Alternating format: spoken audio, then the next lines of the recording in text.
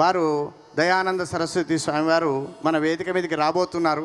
మరి నరేంద్ర చౌదరి దంపతులు వాళ్ళు వెళ్ళి తీసుకొస్తున్నారు. వచ్చి రాగానే అభిభాషణ మళ్ళీ ప్రారంభమవుతుంది. వారిని తీసుకురావడానికి సాక్షాత్తుగా వెళ్ళాలని వారికి సూచన చేస్తూ ఆర్ష గురుకులం స్థాపకులు సాధుయోగ పుంగవులు శ్రీ దయానంద సరస్వతి స్వామివారికి ఈ కోటి దీపోత్సవ వేదిక భక్తిపూర్వక స్వాగతం పలుకుతోంది.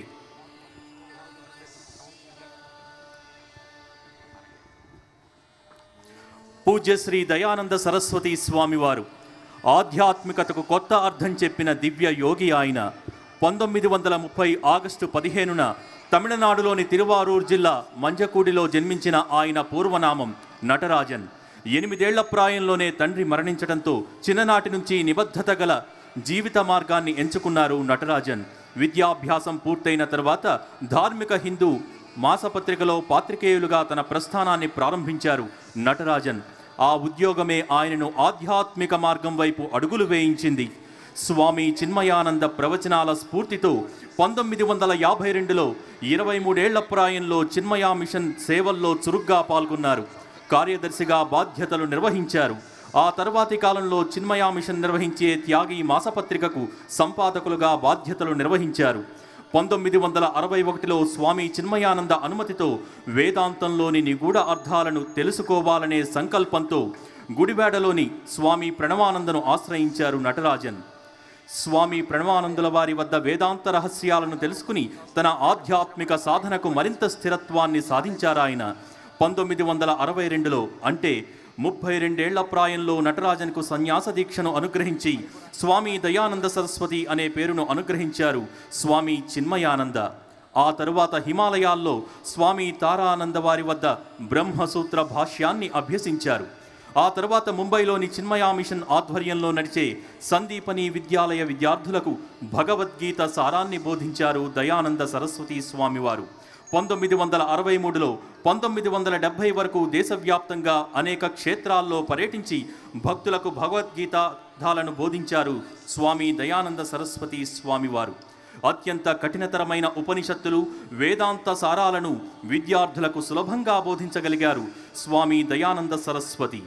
ఆయనకున్న లక్షలాది శిష్యుల కోరిక మేరకు 1986లో అమెరికాలోని పెన్సిల్వేనియాలోను 1990లో తమిళనాడులోని కోయంబత్తూరులోను ఆర్ష గురుకుల విద్యాలయాన్ని స్థాపించారు దయానంద సరస్వతి స్వామివారు. అద్వైత వేదాంతాన్ని, వేదాలను, హఠయోగ, ఆయుర్వేద, జ్యోతిష్యాది శాస్త్రాలను నేర్పించటం ఆర్ష గురుకులం ప్రత్యేకత. ఈ విద్యాలయాల్లో భారతీయులేగాక దేశ విదేశాలకు చెందిన ఎంతోమంది విద్యార్థులు ఆర్ష గురుకులంలో వేదాంత విద్యను అభ్యసించారు. దాదాపు 200 మందికి పైగా వీరి వద్ద సన్యాస దీక్షను స్వీకరించి దేశ విదేశాల్లో బోధనలు చేస్తున్నారు. అంతేకాక వందలాది బోధకులను తయారు చేశారు. అలాంటి మహాద్భుత గురువుకు ప్రియ శిష్యులు మన పరిపూర్ణానంద స్వామివారు. వేదాలు, పురాణాలు, ఉపనిషత్తులపై 67కు పైగా గ్రంథాలను రచించారు స్వామి దయానంద సరస్వతి స్వామివారు. 85 ఏళ్ల ప్రాయంలోనూ ఆధ్యాత్మిక ధర్మాన్ని మరింత సుస్థిరం చేసేందుకు తన జీవితాన్ని అంకితం చేస్తున్న మహాత్ములు స్వామి దయానంద సరస్వతి. అంతటి మహాగురువు ఈనాటి మన కోటి దీపోత్సవ కార్యక్రమానికి వేయించేయటం మన అదృష్టం.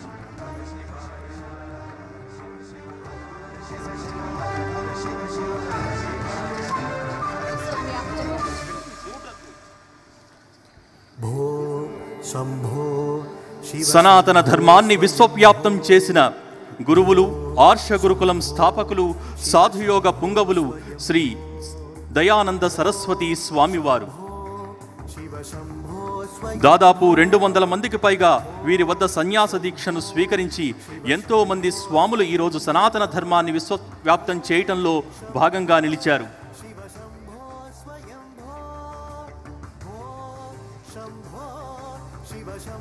శ్రీ దయానంద సరస్వతి స్వామివారిని, వారి ప్రియ శిష్యులు శ్రీ పరిపూర్ణానంద స్వామివారికి కోటి దీపోత్సవ వేదిక నమఃపూర్వక స్వాగత సుమాంజలులు సమర్పిస్తోంది.